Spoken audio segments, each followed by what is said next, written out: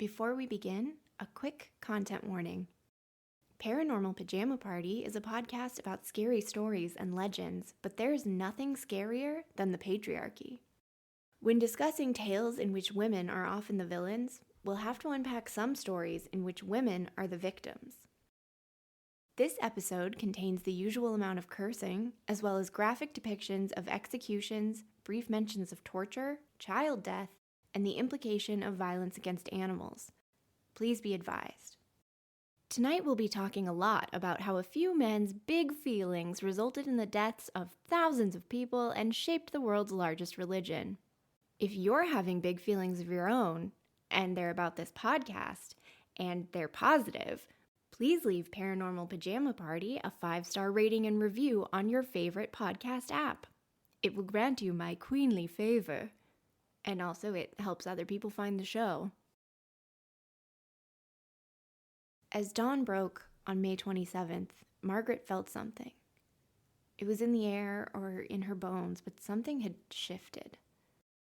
She'd spent enough years in the royal court to become attuned to these subtle changes in the atmosphere. Little glances among ladies in waiting, the weight of the king's step outside a closed door. Margaret Pole noticed these things. Noticing is what had kept her alive.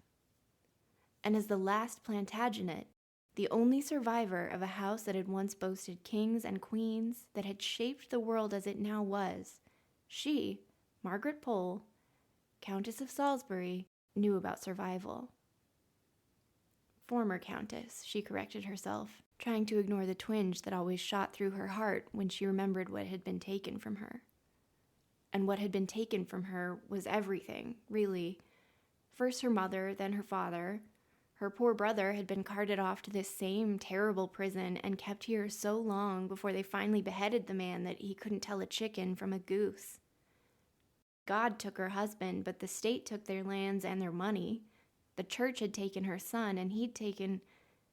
Well, she couldn't blame him for being angry with her. He'd felt abandoned when she sent him away, but what choice did she have? She'd won it all back, thanks to that survival instinct. But then Henry took Catherine away too, and then Princess Mary, and finally, at the twilight of her life, she'd lost it all again. Footsteps pounded down the stone floors of the corridor outside her room. The sun was beginning to peek through the window. And Margaret knew what had changed before the first guard who entered managed to look her in the eye. "You die within the hour," he said, and his glance fell away. "And what is my crime?" Margaret asked him imperiously, drawing herself as tall as she could at age 67. She'd outlived everyone else. Maybe 67 years were enough. "King's orders," was all he said. Margaret sniffed and turned away. The guard felt ashamed suddenly. She didn't seem frightened, just disappointed. It felt like he'd let down his own mother. The sun was creeping down the wall and illuminated a few words carved near the old woman's bed.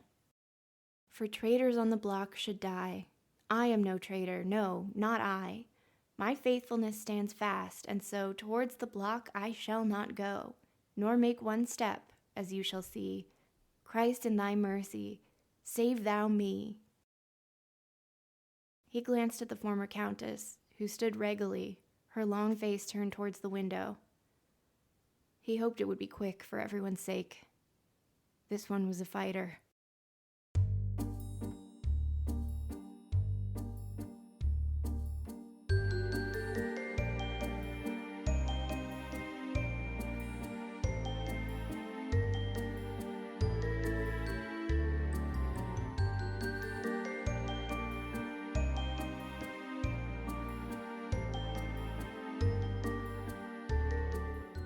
Hi, I'm Steph, and this is Paranormal Pajama Party, the podcast that brings you classic ghost stories and legends featuring female phantoms and femme fatales. Together, we'll brush the cobwebs off these terrifying tales to shed some light on their origins and learn what they can tell us about the deep-rooted fears society projects onto women. I gotta say, it was pretty cool of the Beefeaters to let us stay in the Tower of London tonight for our pajama party. I felt a little weird about it at first, but it was the only way I could get all these guests to agree to come. And what a turnout! Sir Walter Raleigh is here, Guy Fawkes, both the princes in the tower. First slumber party, you guys. Oh, good for you. Oh, little rascals. You've noticed the giant bear, of course, and over in that corner is some kind of glowing tube. I heard it normally stays in the jewel room, so it's just exciting that it's come out to join us on the Tower Green. Oh, that monument in the middle area there? That's where some guards told Queen Victoria that the old scaffold was. But if you want to know for sure, you'll have to ask our guests of honor. Actually, there are most of them now, and they brought their heads, which is nice because it's always so awkward trying to figure out where to look when they leave them behind. Ladies, hey, over here. Oh my God, wow. I would like you to meet the Countess of Salisbury, Margaret Pole. That's Lady Arbella Stuart over there dressed as a man. This is the 9-day queen, Lady Jane Grey, and I don't see her yet, but we've also invited maybe the most famous ghost in the world. Yeah, pretty big night at the Paranormal Pajama Party.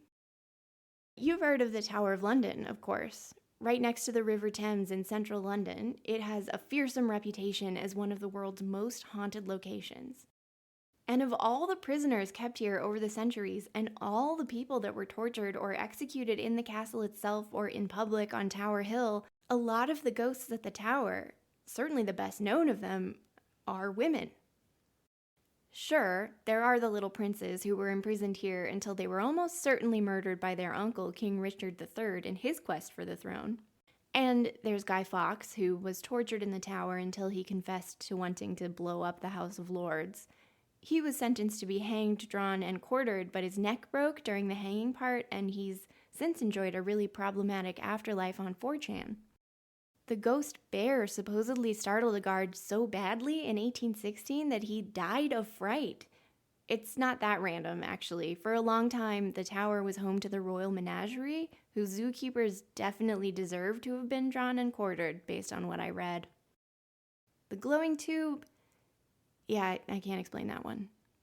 But the ghosts people come to see, and a lot of people come to see them every year, are the ghosts associated with the Tudor reign and its very specific brand of horror. Think dungeons, gallows, the executioner's axe, and a lot of violence against noblewomen specifically. I've never been to London, and I had this pop culture-inspired image in my head of the Tower of London with lots of bars and manacles and rats trying to eat your crust of bread. Turns out that's not the case at all. The Tower of London was built by William the Conqueror around the end of the 1st century as a stronghold for the Norman conquerors. Essentially, it was a fancy-for-its-time castle that was really hard to siege. At certain points in British history, it's also been the Royal Mint, a treasury, an armory, that menagerie I mentioned, and these days, home to the crown jewels. Its most famous use, though, is as a prison, but I think I'm still wrong when I imagine leaky dungeons and piles of old hay and stuff. If you had to go to prison in old-timey England, the Tower was not a bad place to be sent.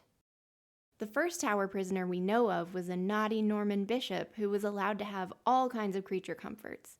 He was also the first prisoner to escape, and he made his getaway during a banquet that he threw for his captors using a rope hidden in a giant barrel of wine that they allowed him to order. It is called a butt of wine, which I learned this week, and I did giggle about that. The guards were so surprised by this feat, managed by a man with access to deliveries and servants and apparently banquet supplies, that the popular belief at the time was that he probably dabbled in witchcraft. Even by the 16th and 17th centuries, when the Tudor dynasty was sending people to the Tower the moment they displeased them, many of those nobles had nice quarters, servants, and access to the gardens. Being sent to the Tower was a much more pleasant alternative to the disease-ridden, nasty prisons for the poors. That's not to say there wasn't torture, because, oh boy, was there torture. And there were executions, but they were rare inside the Tower itself. Only 7 people are known to have been executed inside the privacy of the Tower of London before the start of the First World War, because that was an option for elites only. Most of the people sent to the Tower and sentenced to death were executed next door on Tower Hill, in front of huge crowds. And even then, there were only 112 executions there over 400 years. If you remember episode 3 of Paranormal Pajama Party about Bloody Mary, you'll remember that Henry VIII was responsible for a conservative 57,000 executions, maybe closer to 72,000. His daughter, Bloody Mary herself, was behind more than 300 executions, and I didn't even mention the deaths attributed to Henry VII, Edward VI, or Queen Elizabeth I. The Tudors were a bloodthirsty bunch, but the heads that rolled at the Tower of London were only a teeny tiny fraction of the total. I think the tower gets all the attention for 2 reasons, though. It's glamorous because it imprisoned the glamorous, the rich, powerful, and often beautiful, and it was the scene of some historical injustices that we still wrestle with, long after everyone involved died beneath the executioner's blade, or of poor health and festering ulcers, but we'll get to that later. The highly successful dark PR campaign for the Tower of London started with the Victorians. Gothic novels, written mostly for female audiences, by the way, blew up in the late 18th century, but by the 19th century, their popularity had waned a bit, and historical novels, also for ladies, became all the rage. In 1840, William Henry Ainsworth published the novel The Tower of London, a historical romance about the short and tragic reign of Lady Jane Grey that begins with her entering the tower for the first time. He painted a picture of the tower as a grim prison and included a lot of detail about various torture devices. By the way, I also learned that a lot of those torture devices are named like so-and-so's daughter, which is horrifying. The Iron Maiden, I might have to talk about that one of these days. Edgar Allan Poe reviewed the novel and didn't care for it. But that didn't stop people from reading it, and it didn't stop Ainsworth's depiction of the tower from taking off in the public imagination. Ainsworth followed the first novel with another, Windsor Castle, a story about Henry VIII's relationship with Anne Boleyn, that also included some fun, gothic tropes, like ghosts. Victorians loved ghosts, maybe as much as I do. The only thing they loved more than ghost stories was talking to ghosts. And right around the same time that Windsor Castle came out, across the pond in a rural New York farmhouse, 2 sisters were starting to become famous for their ability to let people do just that. The whole story of the Fox sisters and the spirituality movement is incredible. I highly recommend Jamie Loftus's limited series podcast, Ghost Church, for a deep dive into the sisters' lives and careers and the current state of spiritualism. It is fascinating. The Cliffs Notes are, in 1848, 10-year-old Kate Fox and her 14-year-old sister, Maggie, began to hear mysterious rapping noises around their Hydesville, New York farmhouse. Their shocked family members and neighbors began to hear the rapping sounds too. More surprising still, the disembodied voices could intelligently respond to questions people put to them. Their favorites were knock-knock jokes. Just kidding. Before long, Kate and Maggie were tuning into all kinds of spirits who communicated via raps and taps, and they took their show on the road to an amazed public. Their seances kicked off a passionate interest in communicating with the dead and helped kickstart the entire social, religious, spiritualist movement. So at the same time that seances were spreading across the globe, interest in Tudor horror, sensationalism surrounding dungeons and torture and beheadings, all based at the Tower of London, was peaking. Victorians became very interested in the idea of talking to a few ghosts in particular, people who died in strange or unbelievable circumstances, people whose contributions in life had been practically obliterated after death by the men responsible for those deaths. Specifically, Victorians wanted to hear from the queens and noblewomen beheaded on Tower Green inside the walls of the Tower of London. This means that now that we're on page 6 of this script, I can finally start talking about lady ghosts. Just a heads up, there are a lot of names ahead of us. You don't really have to keep track of them all. Also, I'm really sorry I said heads up, ladies. Yikes. First up is Margaret Pole from our opening story, Countess of Salisbury, beheaded on Tower Green in 1541. Margaret was born into a powerful family and in line for the throne. But, as Queen Cersei taught us all back when the show was still good, when you play the Game of Thrones, you win or you die. Unfortunately for Margaret's family, the Plantagenets, they were pretty much all about to die. The Plantagenets had held the English throne for a long time, but by the time Margaret showed up, things had started to fall apart. I'm not kidding when I say it was very Game of Thrones. George R.R. Martin based a lot of Westeros' intrigues on the Wars of the Roses, the civil wars that ultimately resulted in the Tudors taking the crown. When Maggie was 3, her mother died. Nowadays, we think it was probably consumption or a birth or miscarriage-related infection. Never forget, being a woman is terrifying. But her husband suspected that her lady-in-waiting had poisoned her, so he had her and another servant killed. Not content with one bad life choice, he also joined a plot against the king, which ended exactly as you might expect in this story, with him executed for treason and his children out of the running for the throne. Once the Wars of the Roses had ended with Maggie's uncle Richard III dead and Henry Tudor crowned King Henry VII, things could have gone pretty bad for Mags.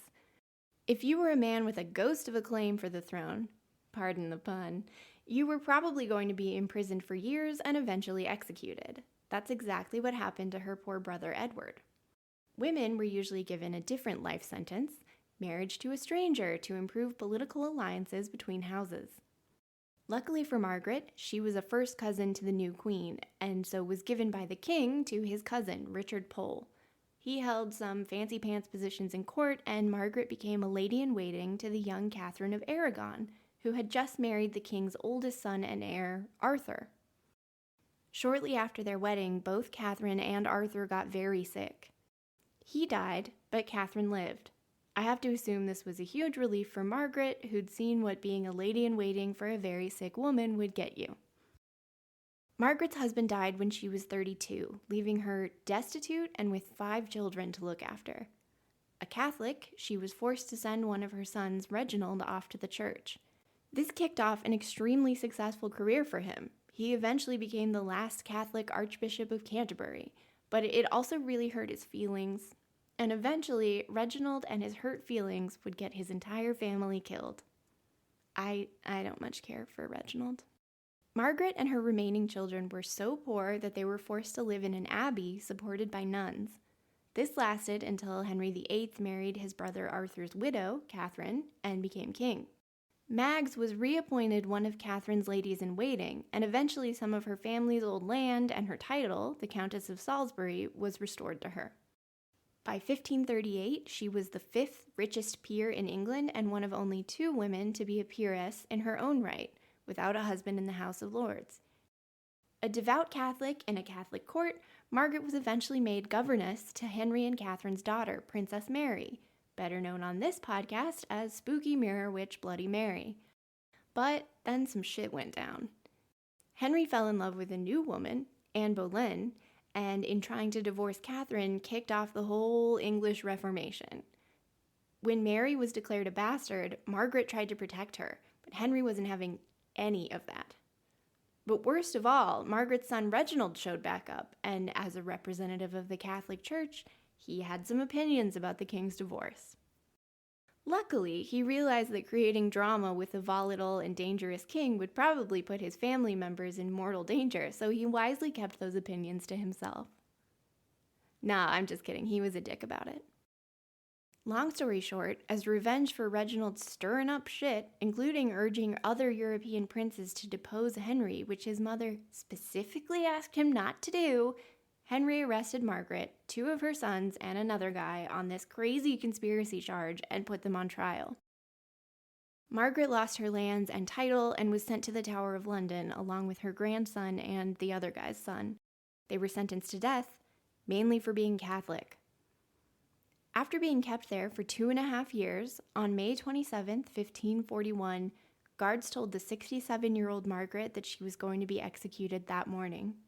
Still unsure what she was even charged with, she was brought to a wooden block on the Tower Green. There are 2 versions of what happened next, and they're both bad, so hold on to your heads. In one version, Margaret, still insisting that she was innocent and not even accused of a crime, refused to set her neck on the block, telling the executioner that if he wanted her head, he could take it.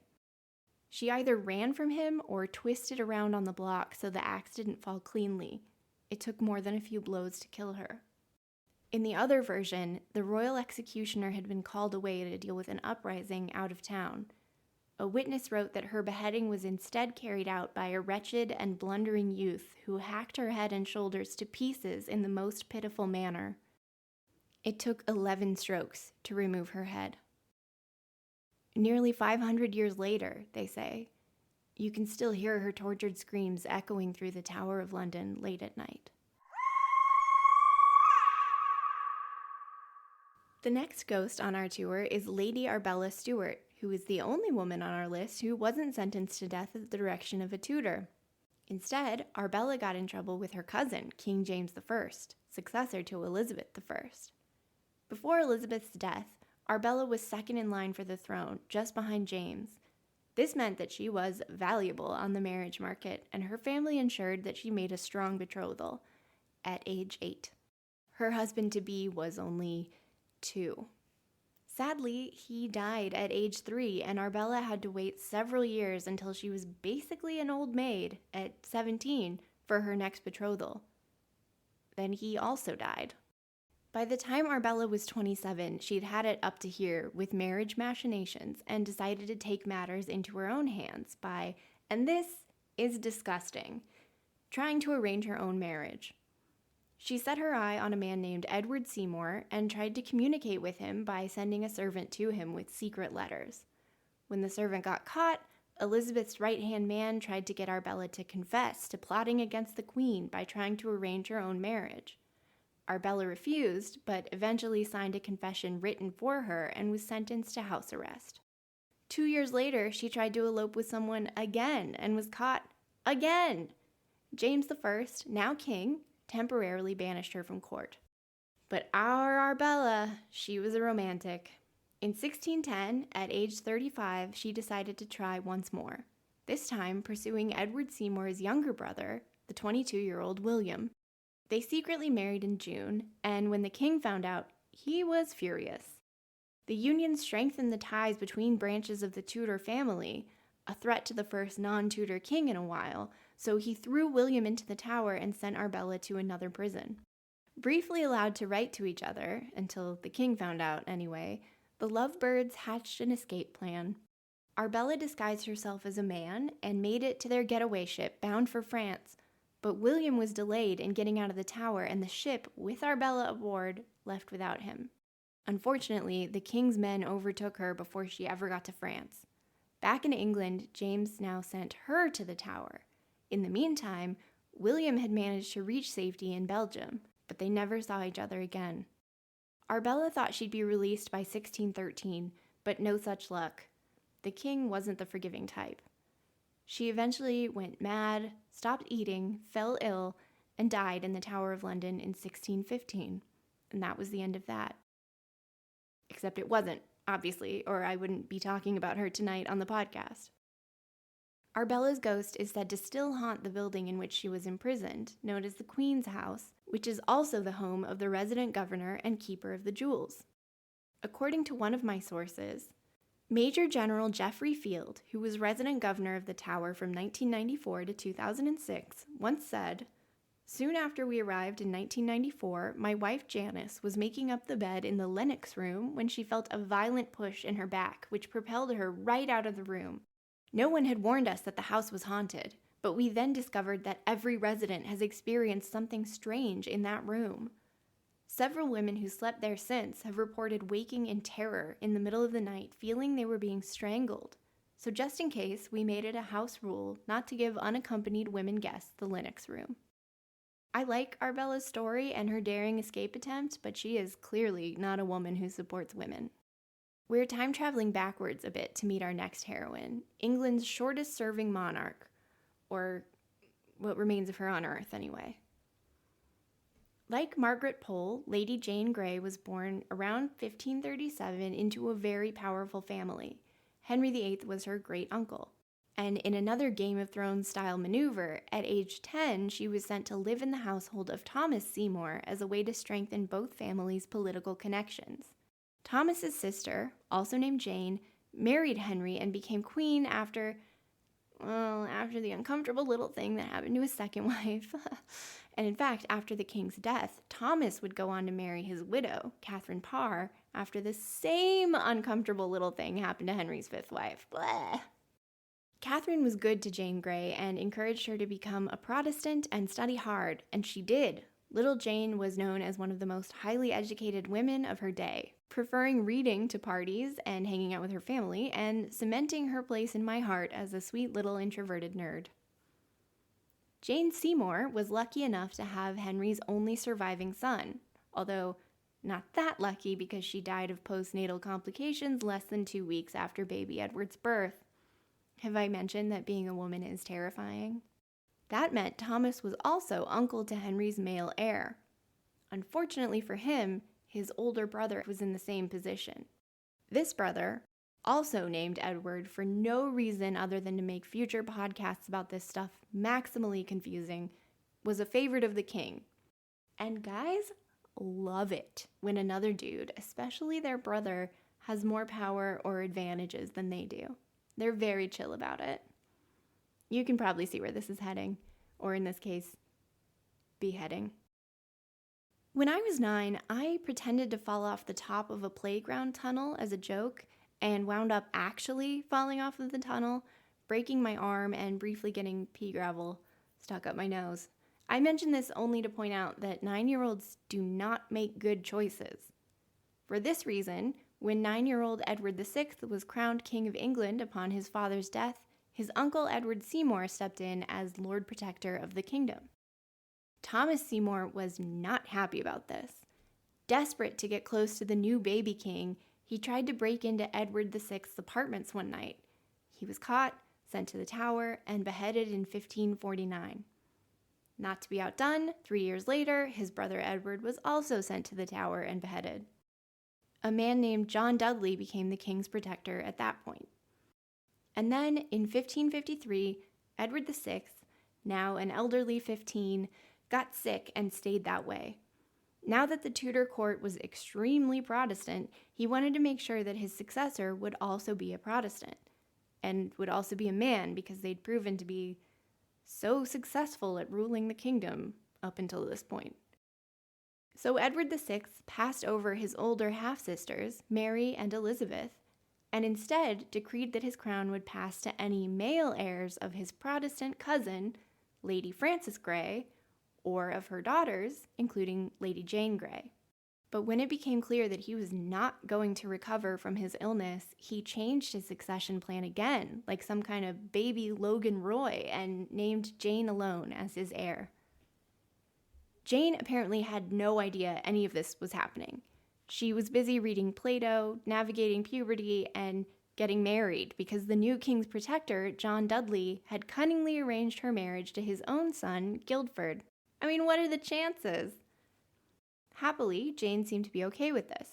She married Guildford, who was then around 18, when she was about 16. I got my first job when I was about 16. One night at work, when I was trying to fill a steam cleaner with water, I turned the handle of the tap in the broom closet the wrong way, and it came off in my hand, and water started shooting up into the ceiling, and I accidentally partially flooded a grocery store Starbucks. I mention this because Lady Jane Grey also got her first job around that age, but hers was Queen of England. This was a total surprise to her, and when her scheming father-in-law told her, she kind of freaked out. I mean, put yourself in her shoes. You're a shy 16-year-old. You just got arranged married, which is probably taking some getting used to. You're brought into a room by yourself in front of your new in-laws and a bunch of scary government types, and they tell you that the king's dead. But also, the king was your cousin who you liked. Also, by the way, you're in charge now, which is why everyone's bowing to you. And suddenly you're remembering that everyone you've ever known at court keeps dying or getting executed. And isn't there something like pretty tense going on between the Catholics and the Protestants? And then you remember that your cousin had 2 half-sisters who both really want this new job of yours and who both arguably have stronger CVs. And you're probably like, I might not have even reached my adult height yet. Can I call my parents and boy husband? Meanwhile, Henry VIII's oldest daughter, Mary, was sitting in a different part of England, stewing. Her parents basically invented divorce. Because of that, her father had declared her illegitimate, banished her mother, and sent Mary, without a title, to live with her new half-sister, who had taken her title of princess.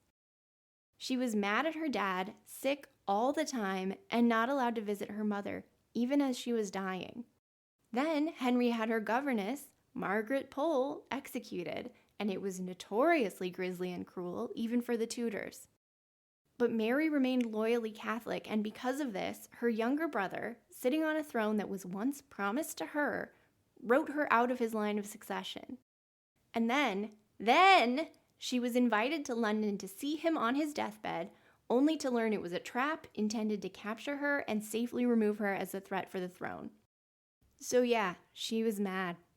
Mad enough to burn hundreds of people at stake. Mad enough to turn into a scary ghost and scratch kids' eyes out at slumber parties for the rest of eternity. And unfortunately for Lady Jane Grey, mad enough to make some important allies. Upon learning of Edward VI's death, Mary wrote to the all-male Privy Council and demanded to be made queen. They wrote her a joint reply backing Jane and telling Mary to, quote, "be quiet and obedient." I think any woman, anywhere, can tell you that this was the wrong move. Mary had a ton of support among the Catholics, and that included the continental European powers. Just 9 days after Lady Jane was named queen, her father-in-law's forces crumbled under the military threat of Mary's supporters. Jane's own father abandoned her to swear fealty to Mary, and Jane and her husband, who had been staying in the Tower of London for her coronation, were stuck there. But now it was their prison and not their palace. Jane was held in fairly comfortable accommodations and may have been allowed to have some contact with her husband, Guildford. Mary wasn't actually mad at Jane. After all, she'd been a pawn in other people's games her whole life. Although she and Guildford were tried for high treason, Mary granted them a reprieve and offered to spare their lives if they converted to Catholicism. But for the 7 months Jane was held in the tower, she'd been reading the Bible. Already a believer, she was now passionate in her devotion to Protestantism. She and Guildford both refused to convert. Reluctantly, Mary took her counsel's advice and ordered their execution in case Protestant plotters wanted to put Jane back on the throne. Jane refused Guildford's request to see her one last time because she believed they'd meet again soon in heaven. On the 12th of February, 1554, Guildford was beheaded. Jane saw the wagon bring his corpse back to the Tower of London from the scaffold on Tower Hill. An hour later, she was beheaded on Tower Green. Since then, Tower guards and visitors have claimed to see a faceless woman in white near the castle's Salt Tower. Another figure, this one evidently more obviously Lady Jane Grey herself, haunts the battlements to this day.